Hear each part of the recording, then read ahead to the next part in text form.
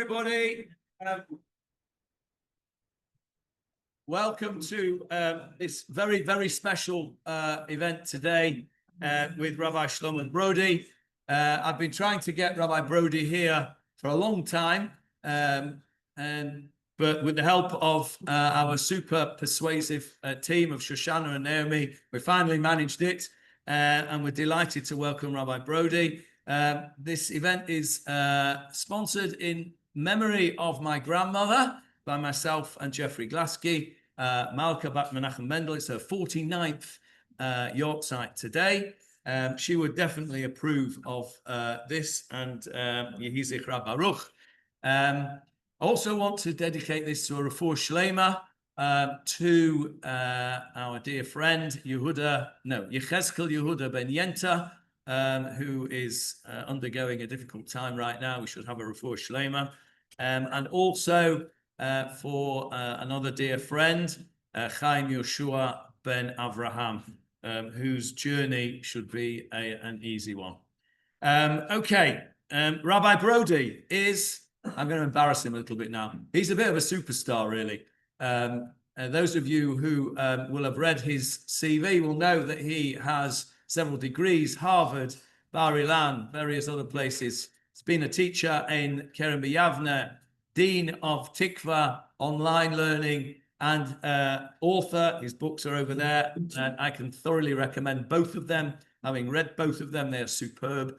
And of course, his main iteration at the moment is as the executive director of an organization called Eimatai, which means when, if not when. And it's an organization which does the most phenomenal work in assisting all aspects of end-of-life care, end-of-life issues, and massively important resource. As we get more and more technologically able, we then need more and more halachic innovation, thought, serious scholarship, and Eimatai brings all that together under Rabbi Brody's leadership. He is a world expert in the subjects he's going to talk about today, and we are delighted that he's agreed to come here. We've got two presentations either side of some nourishment, physical nourishment. The first lecture is going to be about the ethics of war, really. Rather cleverly, his second book is called Ethics of Our Fighters. The first one was also cleverly called Guide for the Complex. Those that know. And after we've had some physical nourishment, afterwards we'll come back and we'll have a talk from Rabbi Brody about end-of-life issues, advanced directives, etc. So, if you don't mind, Rabbi Brody, thank you very much. Thank you. Okay, it's great to be here. Thank you, Rabbi, for the kind words and introduction. Thank you to Shoshana, who was very persistent, and I was hoping to come last year, it didn't work out, and thank you. So Shoshana's persistence is great. I see my cousin here as well. It's my cousin. Hello, great to have you, be here with you, and it's wonderful to share Torah with you today. We're going to be talking about two cheery topics. One about how we can kill our enemies ethically. The second one, how we can die peacefully for ourselves. I'm a great humanitarian, I know. I had a happy childhood. Why do you ask? No, anyway, so my bar mitzvah drasha was about, it was Parshat Noach in Houston, Texas, 1991. And I don't know, what do people speak about in bar mitzvah drashas? Noah, tefillin, yeah, tefillin, or the teva, or the rainbow. My bar mitzvah drasha was about abortion and suicide and Jewish thought. So coincidentally, my father was a professor of bioethics, probably not a coincidence. And so I've been thinking about these issues for quite some time. But of course, and all jokes aside, the issues of ethics, and particularly with regard to end of life and killing and whatnot, are very, very sensitive. And in our second half, we'll talk about some of the issues with regard to advanced directives and living wills and halacha. But this first half, we're going to be speaking about the ethics of warfare. none of us here, need an introduction to the difficulties of warfare and all that we have to think about. Certainly, the issues of the ethics of going to war. I think many of us understand why Israel went to war, and although we're trying to figure out exactly where we're going with this war, understand the ethics of why we go to war. But here, I really want to focus on today the ethics of how we fight in war. And in particular, what Judaism may or may not have to say about this topic. So as was mentioned, I recently wrote a book called Ethics of Our Fighters. I wrote this book before October 7th. The book was finished in the summer of 2023. And you know how it is in Israel. Summertime, it's August. All right, we'll get to Acharei Chagim. Now, Acharei Chagim is like one of those euphemisms here. We'll get to it when we get to it. Because after all, there's always a Chag. Right? If we don't get after Sukkot, we'll get to it after Hanukkah, Pesach, whatever it might be. But so here we said in 2023, we'll get to Acharei Chagim. And then, of course, Simchat Torah happens. And the book came out a couple months later. We sort of moved it along. And since then, I've been speaking about this topic all over the world and in Israel, which, of course, is a very sensitive topic. The book's coming out in Hebrew in a couple of months. And one of the things that people have said to me when I was writing the book is, listen, the ethics of war, how much does Judaism really have to say on the topic? Think about it. Like, how much can we possibly say? In other words, on the topic, because after all, we didn't have power for so many centuries. In other words, when it comes to medical ethics, which is doing my day job, so there, people died over the centuries, right? Whether you have power or not, and you have to deal, you have halachic precedent. Here, what text do we have to work with on these issues? And so a lot of people think like, well, okay, what can Judaism possibly have to offer on the topic? And it turns out that we actually have a lot to say about it. And as we're going to try to argue right now, we have a very important framework for thinking of these dilemmas. And the way I'm going to tell the story now is a tale of two sieges. Now, sieges have been a big discussion in the current war. In truth, this was a little bit unfair to Israel because certainly at the beginning of the war, Israel didn't have a siege on Gaza. Why didn't Israel have a siege on Gaza? Because the fourth border was controlled by the Egyptians. And in a normal situation, there have been an international demand for the third party to open their border and, let's say, allow all women and children to set refugee camps over the border. But for political reasons, that didn't happen. And the Egyptians, I don't want to say they got away with murder, but they got away with a terrible humanitarian failure, much of which could have been dealt with had that border been opened.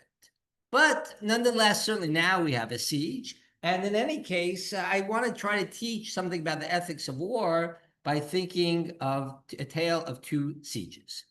So our story begins in 1982. In the summer of 1982, July 1982, Israel is 1 month into what is then known as Operation Peace of Galilee, Milchemet Shlomo Galil, which later gets known as the Lebanon War, which later gets known as the First Lebanon War. Okay, well, what are you going to do? And the truth is, this war started because in 1978, Israel had tried to push back the PLO, the Palestine Liberation Organization, in Yasser Arafat, behind southern Lebanon and push them back behind the Litani River. The same Litani River that we've been talking about with regard to Hezbollah. Okay, so unfortunately, not a lot has changed. And Israel does this in 78. It doesn't really work in the long term. And by 1982, Israel decides enough is enough, and they're going to push back the PLO. Now, there's a complex story of what happens because the cabinet of Menachem Begin approves a limited operation, but it ends up being a much more extended operation. Won't get into the details now why that happens. And by the July, a month later, Israel is surrounding Beirut, where Arafat and his henchmen, 14,000 terrorists, are basing themselves in a civilian territory. Right? In other words, they're in the capital city of Lebanon, They are surrounded by, being protected, so to speak, by human shields of the Lebanese people. And Israel is a complex situation, right? This in many ways is the first war in which Israel has to deal with the dilemmas of urban warfare. Because if you think about it, in Milchemet Sheshet Yamim, 6-Day War in 73, we more or less had battlefields. War of attrition, whatever it might be, we had battlefields. Here, we're fighting in urban territory against an irregular force, right? It's not an official army and uniforms. And so all of the dilemmas that we've been facing for the last 40-something years really emerged in 1982. And Israel has this siege. And this time it's a proper siege on all around the borders of Beirut. And a rabbi of great military distinction, a rabbi of tremendous scholarship, but also known as a warrior himself, who is the Ashkenazi chief rabbi of Israel, comes out and launches an ethical bombshell, if you will. And that man's name is Rabbi Shlomo Goren. And Rabbi Goren gets up and declares, according to Jewish law, it's the first source on your page here, the essay that gives, according to Jewish law, it is an absolute requirement when laying a siege to leave open the fourth side. You can't hermetically seal a city. You can't ensiege a city. You've got to leave open a fourth side. And this creates a bit of a stir of controversy, because let's think about it. How do you lay a siege? You encircle the city. And so if we're going to actually do war, what are we going to do? Do a siege, right? It's like, do we know how to fight? Like, that's how you do a siege. And Rabbi Goren is very insistent that there's this requirement. We'll get to momentarily where this might come from. And there are many people pushing back against him, including Rabbi Shaul Yisraeli. Rabbi Yisraeli was a Rosh Yeshiva of Merkaz Harav Yeshiva, member of the Beit Din HaGadol, the Ramut Rashit, a very, very significant Talmid Chacham. Rabbi Yisraeli says that makes sense, this whole idea of leaving the fourth side open, in what's known as a Milchemet Reshut, in an optional or discretionary war, in a war in which you're just trying to expand your territory. Because let's think about it. If you want to expand your territory, do you really care about the people inside this city? You just want to get them out of there. And so you leave it open, hopefully they'll run away, and then you conquer the territory. But in the case of Beirut, do we care about the people inside the city? That's exactly what we care about. We don't really care about conquering Beirut. What we want to do is to get rid of Arafat and his henchmen.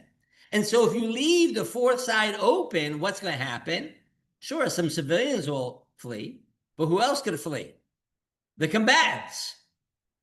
And so Rabbi Yisraeli is emphatic. I agree that we should do what we can to minimize civilian casualties. He also cares about civilian casualties and avoiding civilian casualties. But he says, when push comes to shove, if you're going to lay a siege on a city, if you're going to get rid of those people inside, you can't create an evacuation corridor, because then the combatants will flee and they'll come back to fight you again. So this is the big debate. And I want to understand for a minute where this might come from. I gave a little source sheet in front of you. I'm not going to read all the sources inside. Many times I give source sheets just to assure people I know what I'm talking about, right? And they're just going to trust me, whatever it might be. But let's take a look at a couple of the sources. I'm at the third source on the page here. And there's a pasuk in Sefer Bamidbar. The Sefer Bamidbar, the Jews, the Jewish people, the Israelites, are fighting the Midianites. The Midianites had caused us. There's more source sheets by the entrance. Oh, none left. Oh, I'm so sorry. Okay. Okay. All right. Great to see so many people here. My apologies. Okay, so it's all right. So I'm not going to read everything aside, but here it says, "Vayitzba'u al-Midyan kasher tziva Hashem et Moshe, vayihargu kol zachar." They fought against Midian as God commanded Moshe, and they killed all of the men. Is there any indication in that verse that there's restrictions on warfare? No. In fact, what happened? What? Why? Oh, so great. So they says, oh, they only killed the men. What happens in the rest of the story? They come back to Moshe, and Moshe says, you forgot to kill the women. The women are the ones that caused the problems with Balak and Bilam, etc., etc. If there's any portion in the Torah where I would not expect to learn ethical restraints on war, it's from this parsha. And yet, Chazal bring down a very interesting machloket in the Sifri right below hand, when it says that they fought against Midian. So the Tanna Kama says they surrounded on all four sides, but Rabbi Natan, we're going to come back to him later on, the late Tana, Rabbi Natan, who lives in Bavel, says, Natan lehem ruach revi'it kedei shiyavarchu.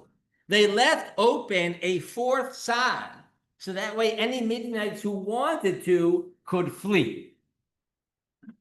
Where does it say that in the Torah? It doesn't say that in the Torah. Who do we paskin like? The Tanna Kama or Rabbi Natan? Who do we rule like? So it's interesting. The Rambam and the Ramban and all later Mefarshim rule like Rabbi Natan.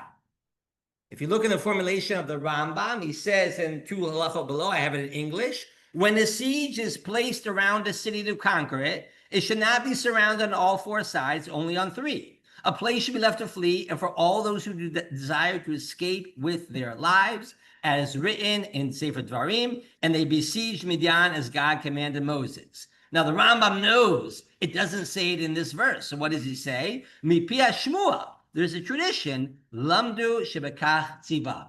The Rambam says, we don't know. It's not in the Torah. There must have been a tradition that Rabbi Natan had, and he brings down and says, we leave the fourth side open.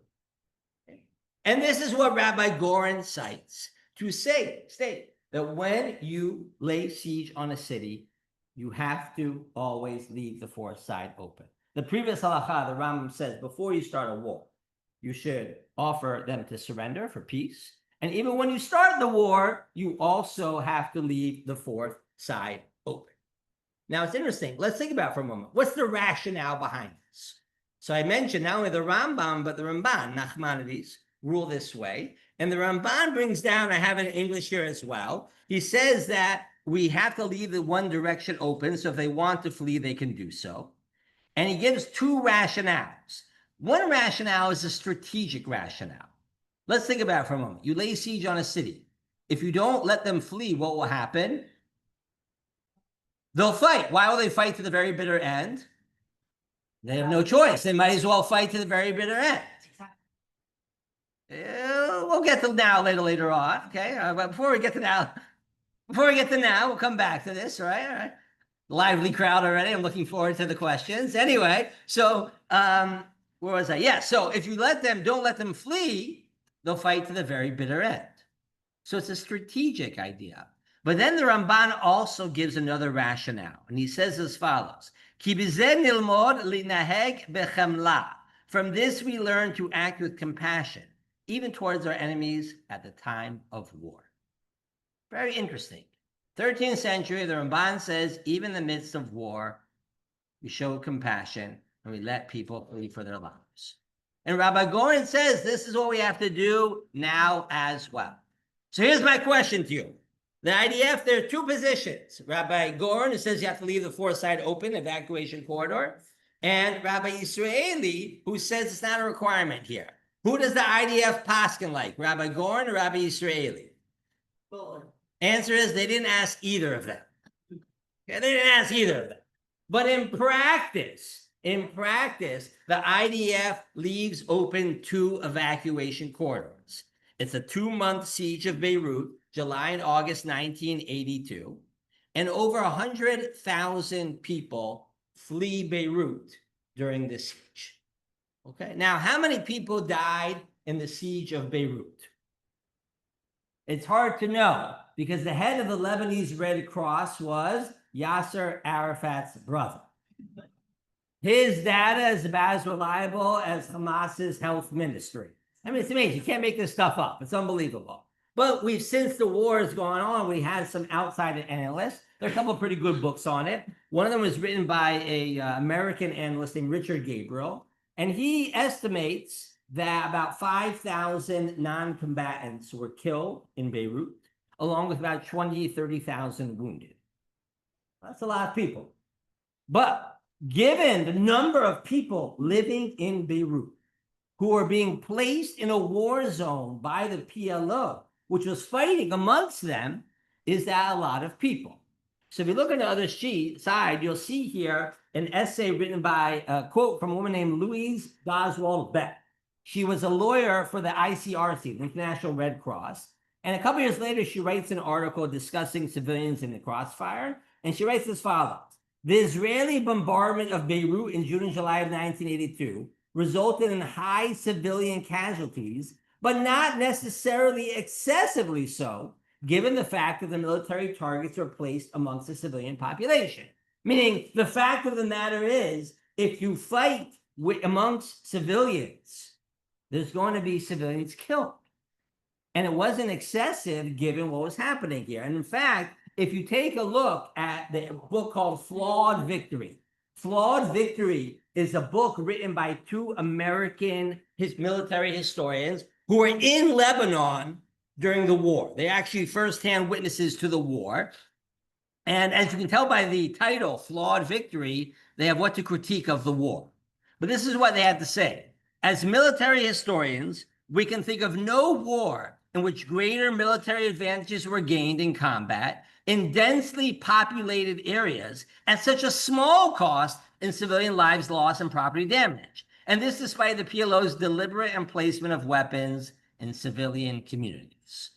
Meaning, you can't just look at the numbers. You can't just look at the pictures. You have to understand the context. And the context here is the PLO purposely placed themselves in civilian areas. Of course, there's going to be civilian casualties. And they write, we can think of no war in which greater advantages were gained at such a small cost in civilian lives.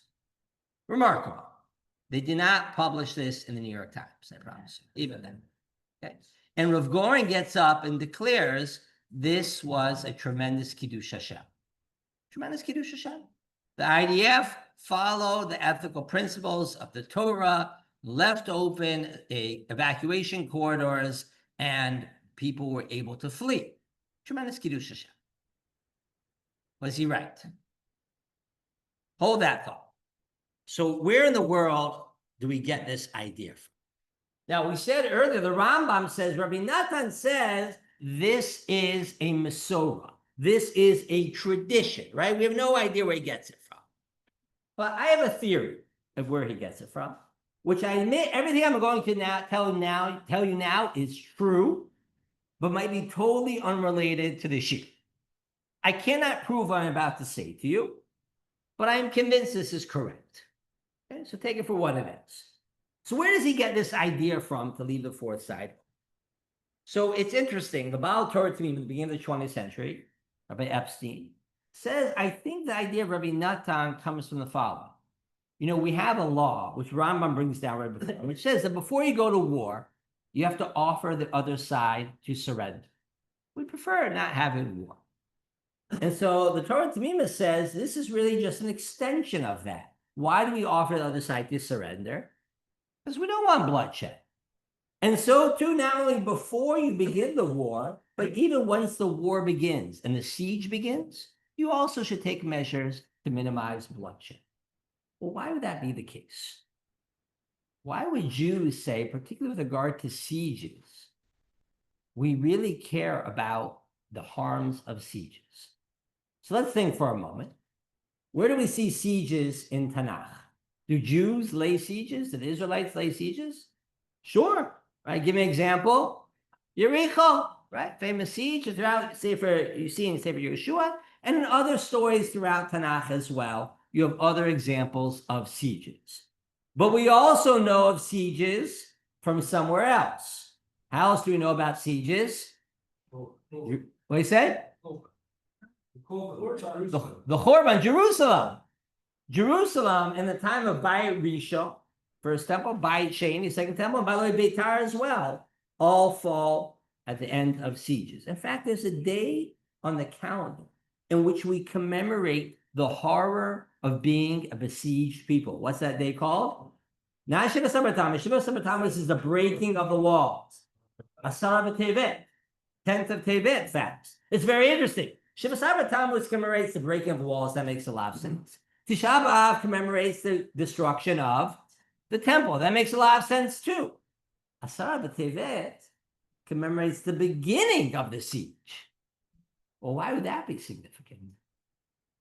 And the answer is that anyone who's been besieged understands how horrible it is to be in a besieged city. It's a terrible, terrible experience. And in fact, if you turn the page, you'll see that in the book of Eicha, which you read on Tisha B'Av, there's quite an extensive description of how bad it gets to be in Yerushalayim. Okay, and I brought here, I think we miss this sometimes on Tisha B'Av, because we sort of turn all the kinot and Eicha into like one big oi, oi, oi. But in the midst of these, in the midst of all these oi, oi, ois, there's actually some details that are quite significant. Okay, so let me read to you a little bit of how we describe the siege in Eicha. Alas, the gold is dulled, whatnot. Okay, we're talking about how the Yerushalayim has been now no longer, once was a gold city, now it's like earthen pots. And it describes as follows, that while normally, jackals will offer the breast and suckle their young, but my poor people has turned cruel.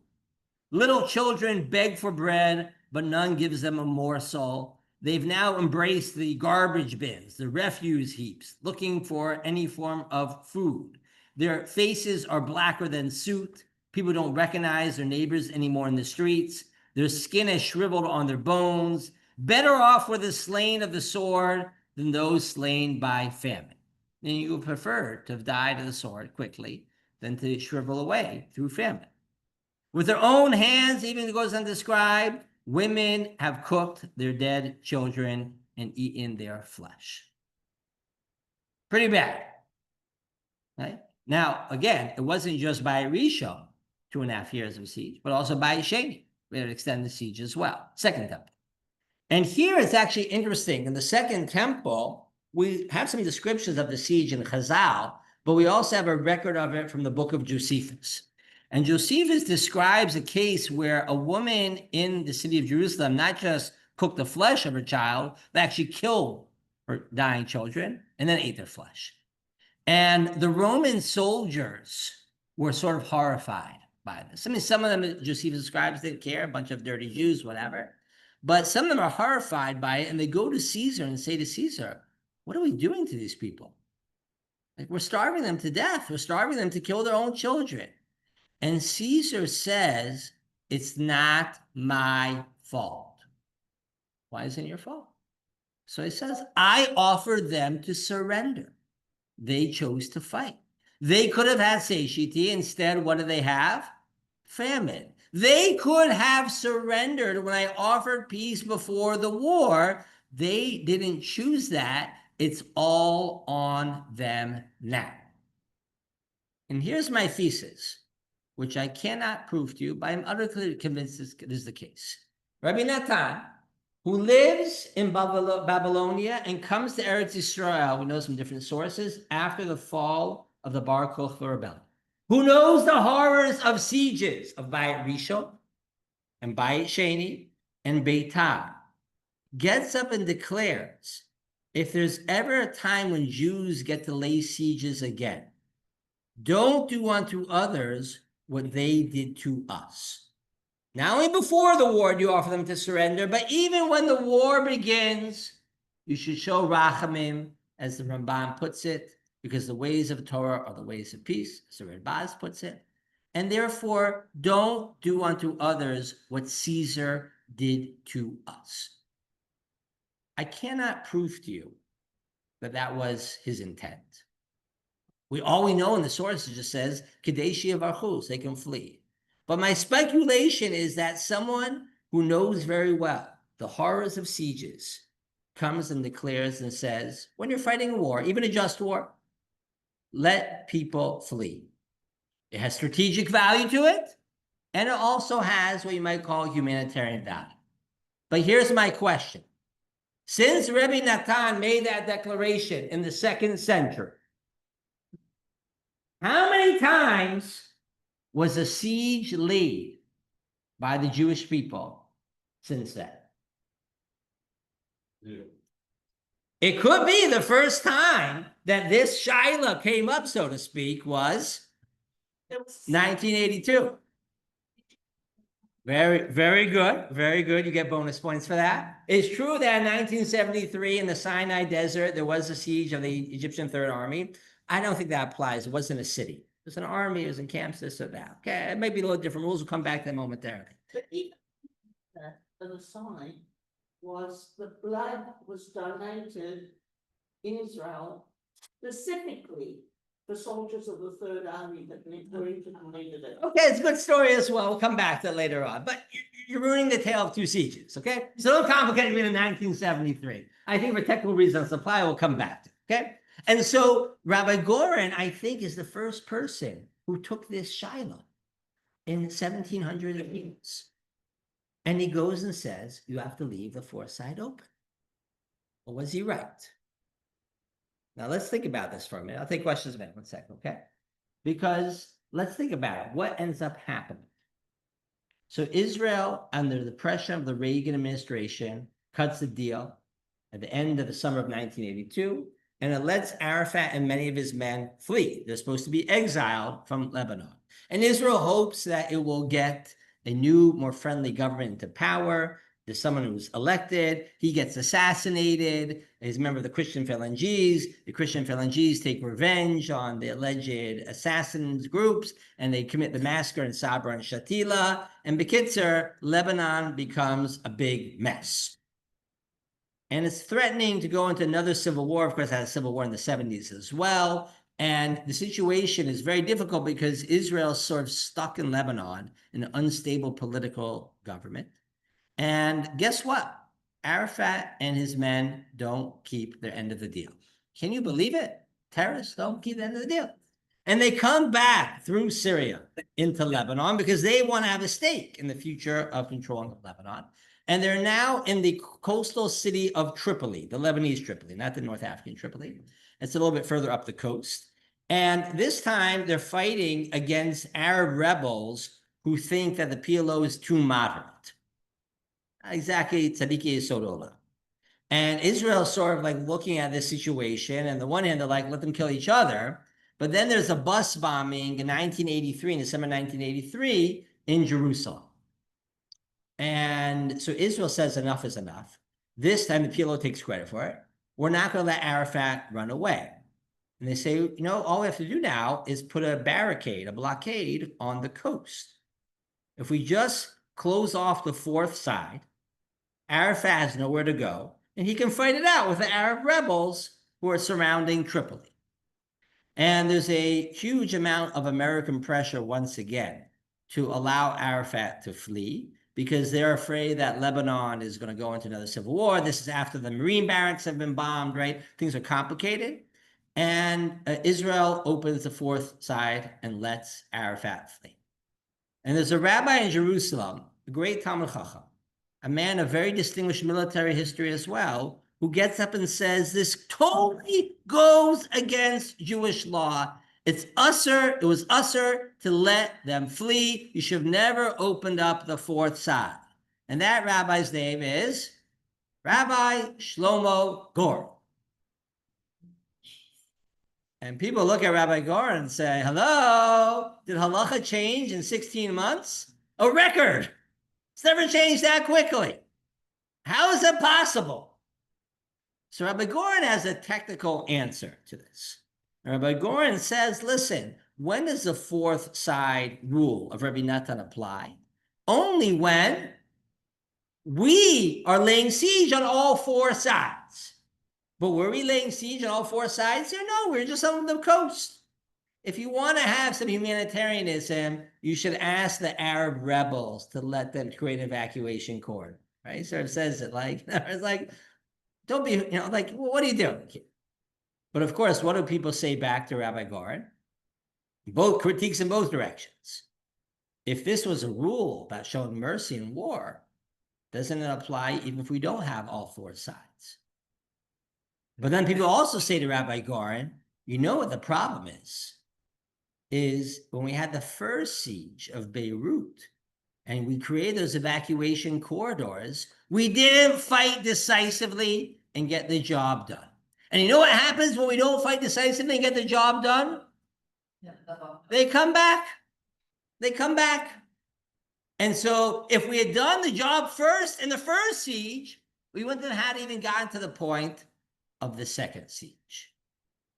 And you understand that Rabbi Goren is a bit stuck. In fact, in the essay that he writes criticizing Israel for opening the fourth side of Tripoli in 83, I promise you when I was studying the essay, I had to open his essay from 83 and Rabbi Yisraeli's essay from 1982. I wasn't sure which one was which at times. He quotes all these things that Rabbi Yisraeli had said the year before. And you're like, right, was against them. And you're like, well, what changes here? And I think what happened is that Rabbi Goren got a little bit stuck. He got stuck in the following sense. In 82, he writes, the fourth side open is a bona fide law. It's a bona fide rule. It's like keeping kosher, keeping Shabbat, whatever it might be. Where it could be that I think the fourth side option, the fourth side open rule is really a principle. It's a principle. It's a value. And what that principle and value says, which remember, we didn't implement for 1800 years. There's no Masorah, there's no tradition about how we understand that rule.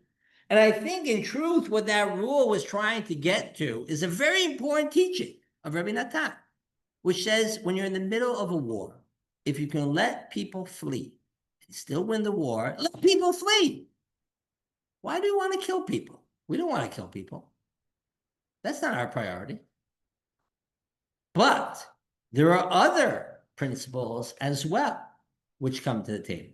And that includes, of course, self-defense, protecting your people. The whole reason why you go to war in the first place, which is not about revenge, which is not about the past, but instead is about protecting your people in the present and the future, both short-term and long-term.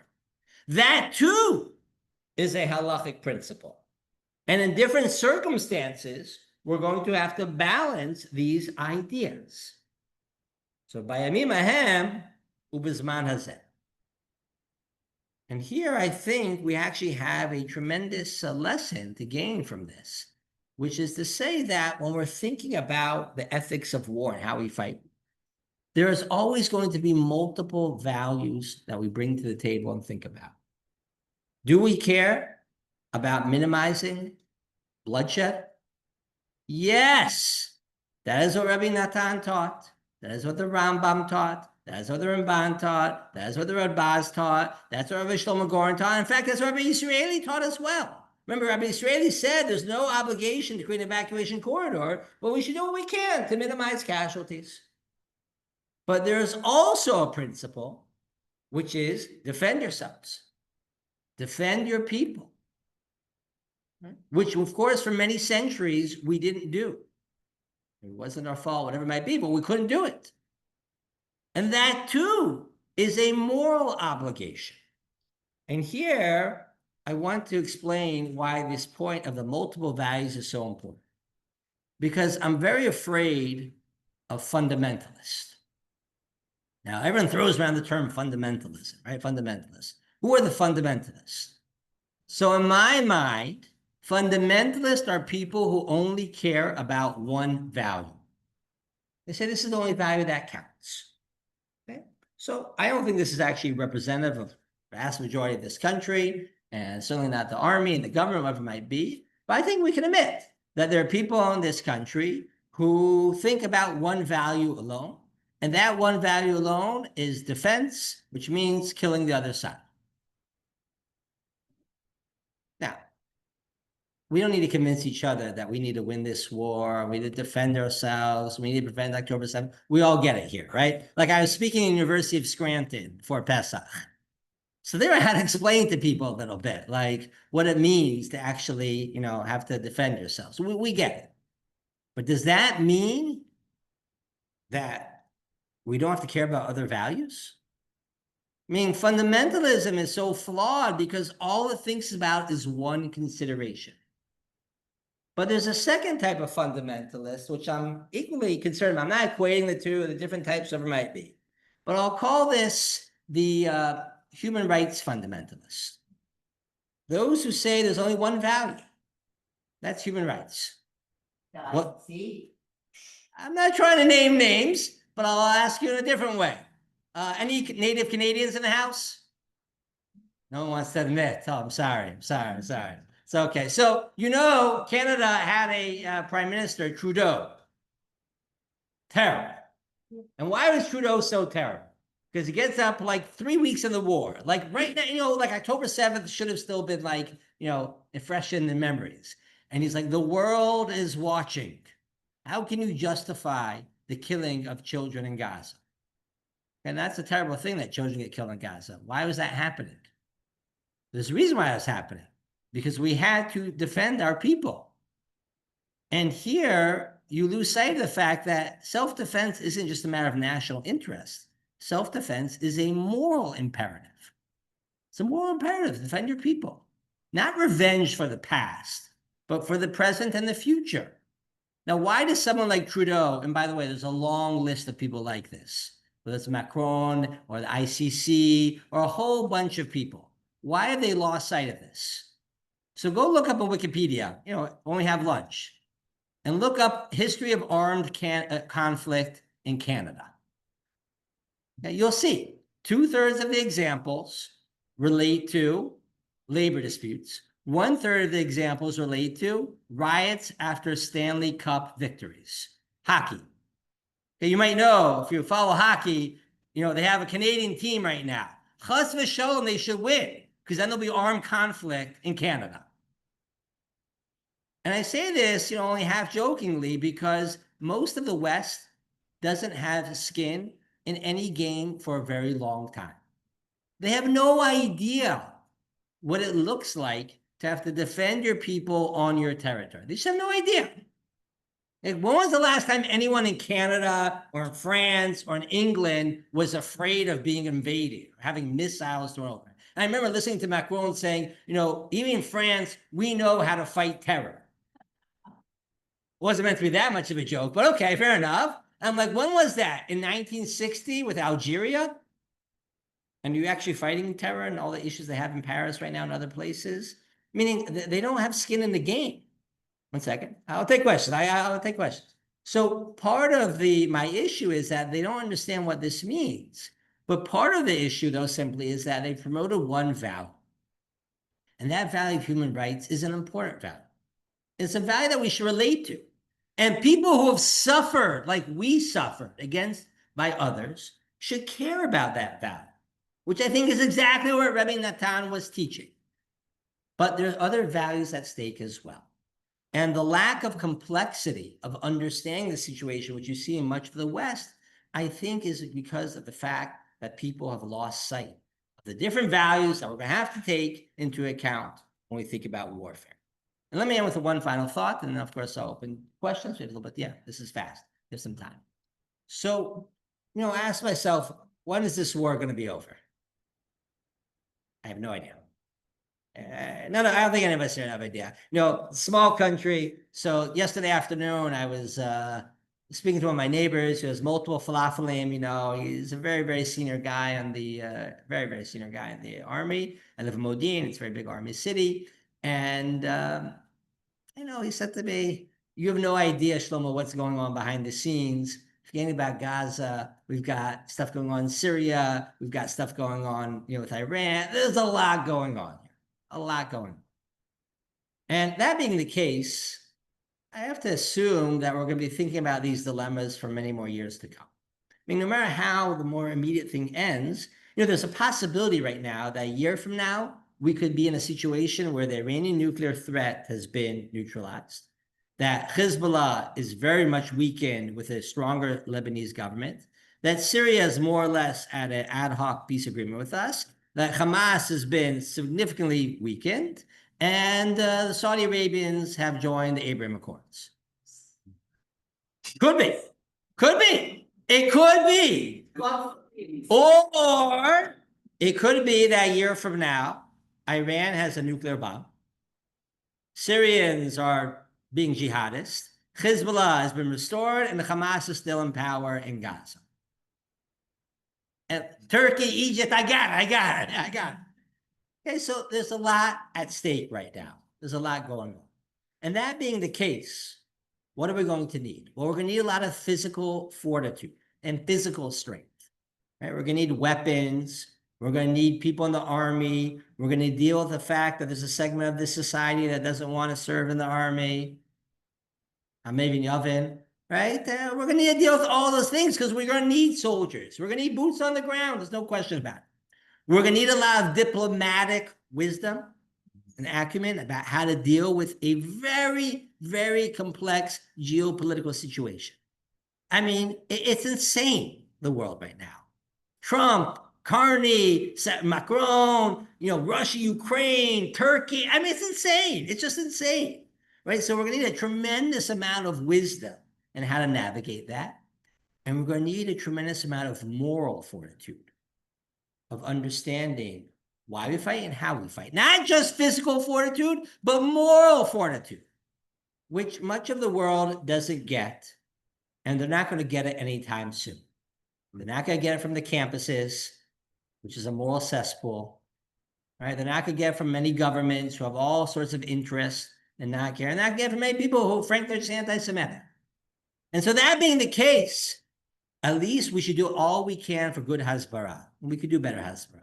But let's just remember, we had, after October 7th, many hasbara tools of showing the horrors of what happened. How long did that last? 36 hours, 24 hours, 40, 52 hours and 20 minutes. Not that long. So we have to recognize the fact that we should try to convince as many people as possible of what we're doing, what we're doing.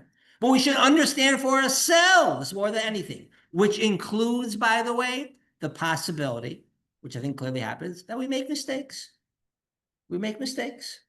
We're in a very difficult strategic and moral situation, and we may make errors. How do I know we make errors?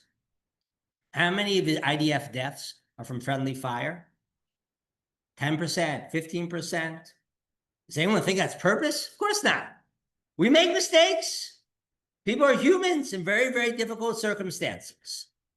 But by and large, I think we should feel comfortable with the idea of the fact that we're doing our best in a very complex situation to balance different values. And if we keep that in mind and keep this framework in mind and understand that beyond, against all odds, the Torah actually gives us some values and a framework for thinking about these dilemmas, we'll be in a much better place. And if we can think about these shared values, we can also disagree with each other. There's nothing wrong with a Zionist saying, I think that this war has to go on despite the losses on both sides, because this is what's necessary. There's nothing wrong with a Zionist saying we need to stop because we have limited what we can achieve right now. We're losing too many of our people, we're causing too many. That's a legitimate internal debate of balancing values. It's when you have people just saying, oh, we're committing genocide. Community people saying, just kill them all. There's only lost sight of these things. So it's my hope and prayer that we will achieve this 1 year goal that I set out earlier. Someone in Toronto told me, if that happens, next time you can come on a white donkey. So it's not so implausible. We have a lot of hands up. Question, go ahead. Lucia, yeah.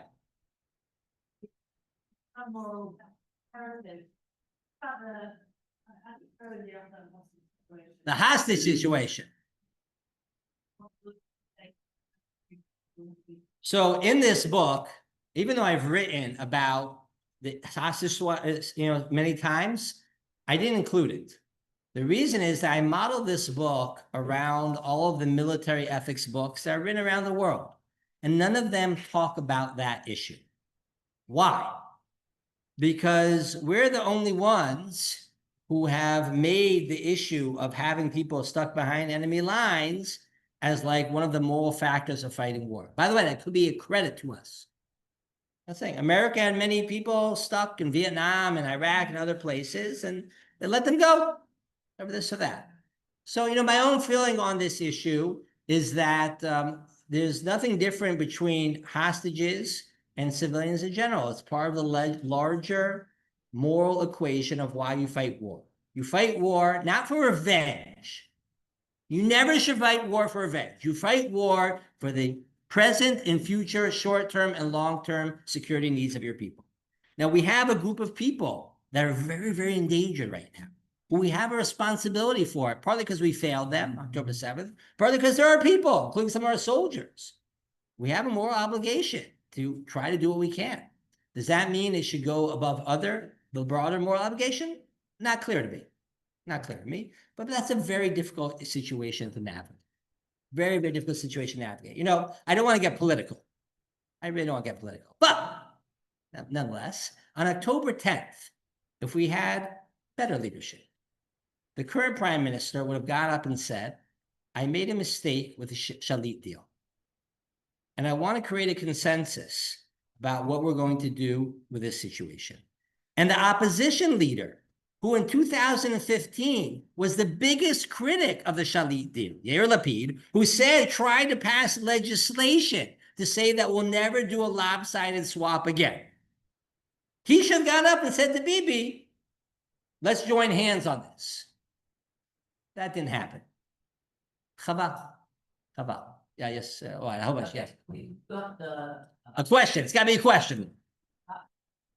That women and children in Gaza, the kid that's 9 years old, they give the rifle to Kalashnikovs by Hamas. You never hear a word about it in the Israeli press. Why? Why do they not? So let's clarify a few things. Not good. We've got guys like Richard Kent. Yeah. Richard Kent. Yeah. Let's clarify a couple of things. The 54,000 number, which again, who knows what that number is, includes combatants as well. So if you think about it, let's say Israel thinks they've killed somewhere between 20 to 25,000 combatants. Okay. And let's say they're talking about a little more than double of that, the total casualties.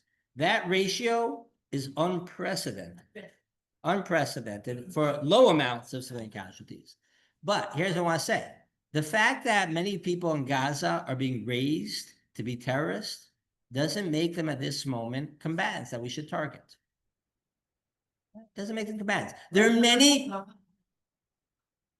No, but we can do better. But there are many, many bad people in Gaza. That doesn't make them a combatant. Let me ask you the following: is this shul a legitimate military target? My guess is that everyone in this shul has a flag. Not because of a bad Russian.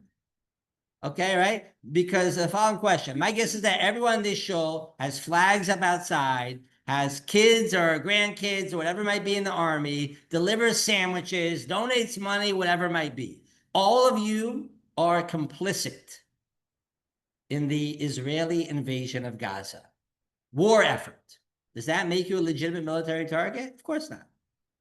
Not actively taking part of the war, which means the same thing is true. There are many, many bad people in Gaza who are sympathetic to Hamas. That doesn't make them legitimate targets. We should try to avoid killing them as much as we can. When push comes to shove, I do feel we should prioritize our own soldiers, our own people. Yeah.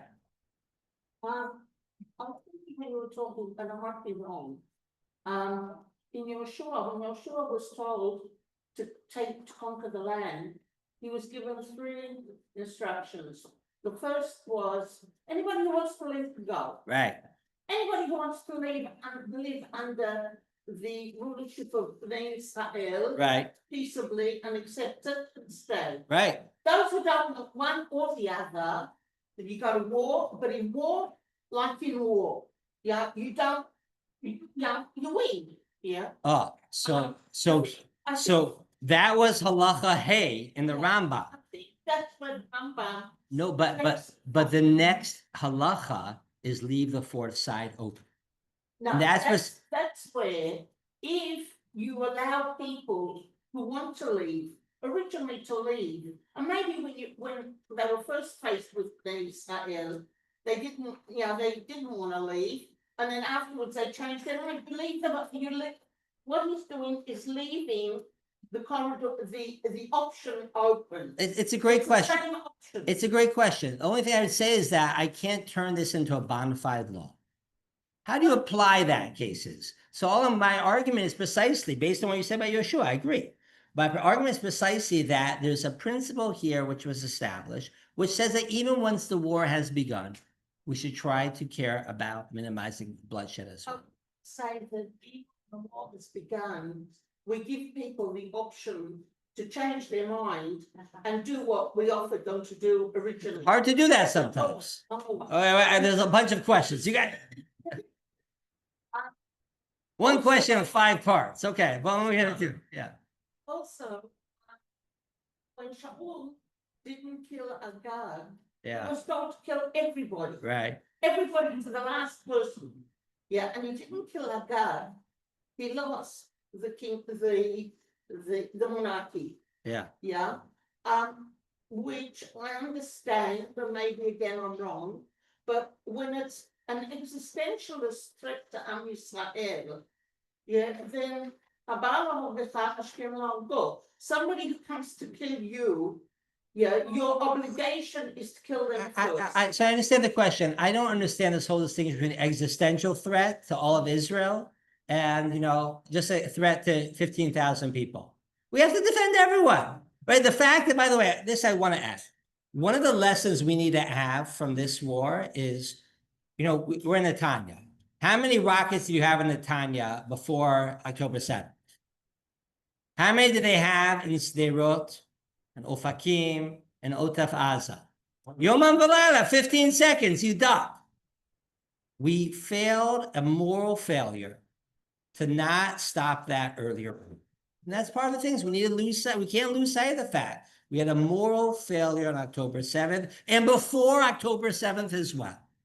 And that's one of those principles that we have to learn about. And one of the reasons why we didn't take care of what we need to take care of beforehand is because of the world and this or that, whatever it might be. And one of those things we have to sort of balance here is recognizing that it doesn't have to be an existential threat in order to say you go to war. There's a lot of hands. One last question, and then I'm not going anywhere. So, yeah. 2 questions. One question.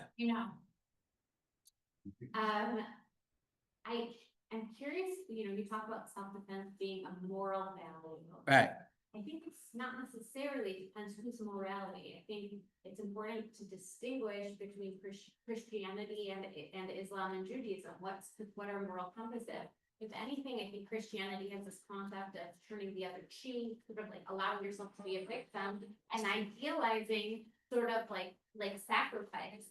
So and as in Islam, there's other values. I think saying that I'm not saying everyone agrees. It's a great question. Like self-defense being a moral value. I think it's in our moral code that is the case. And I think there was Halachic said, and I think it was a very apt comment, is that the challenge of Israel is that we need to be the David to the west and the Goliath in the Arab world. Meaning we have to be able to play.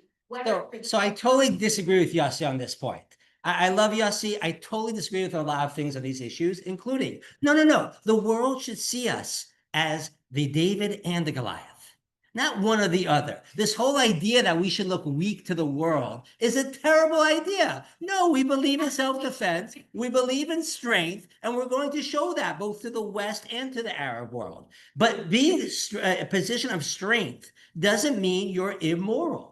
This is what the West has lost sight of. We need to teach the West that being in a position of strength is not, and the West would do the same thing in war if they felt they had skin in the game. They understand it. All right, on that note, let's have some food. All right, thank you so much. Yeah. Okay, thank you.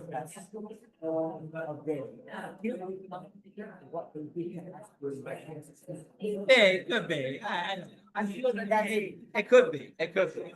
They are school teachers. Yes, sir. The name is Zvi. Zvi? How do you spell it? Z or T? Z. Z. That's the last. Z. You want to, you made the notes. Okay, I enjoy it very much. Thank you.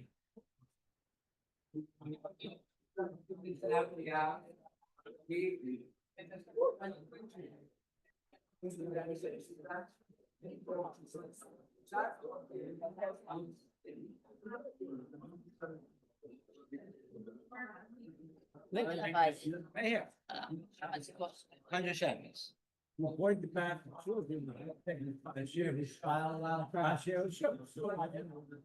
So they have a point about Not bad. But much larger conversation, but in general, thank you very much. We have this idea to say that, well, we don't punish people, we have to say this.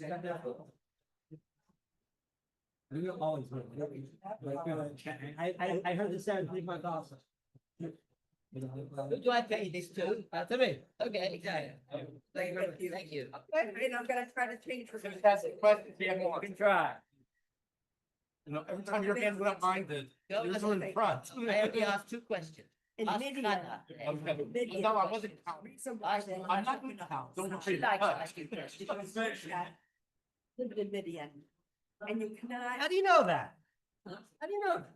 this is my business, when you went to Midian. That's why he had sympathy for the Midianites? Not harm the enemy that had saved, just like Moshe did strike the young Sukkot, okay? However, as Bat Levi, the biggest problem, I am, I'm a Pasha Israel. is not listening to the Torah. It says that you will throw out your enemies or they will be focused on Tahai.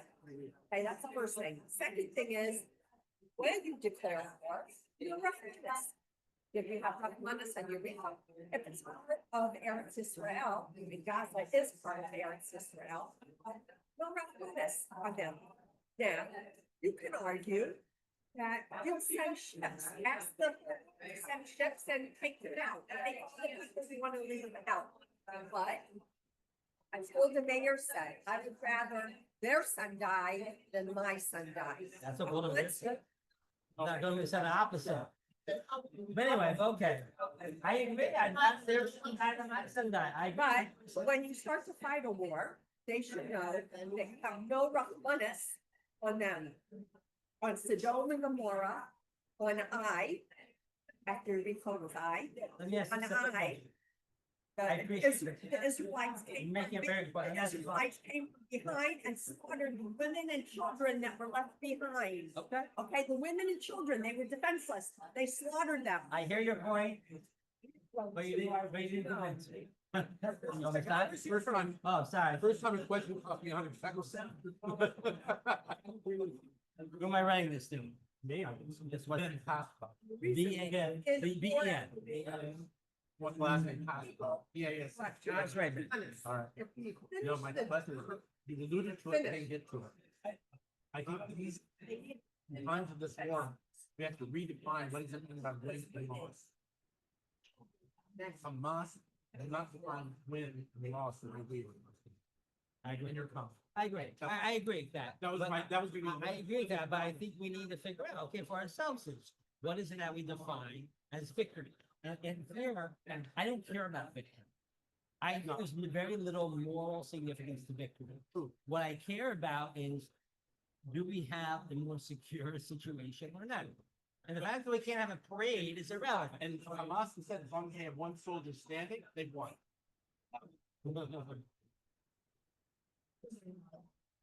Okay.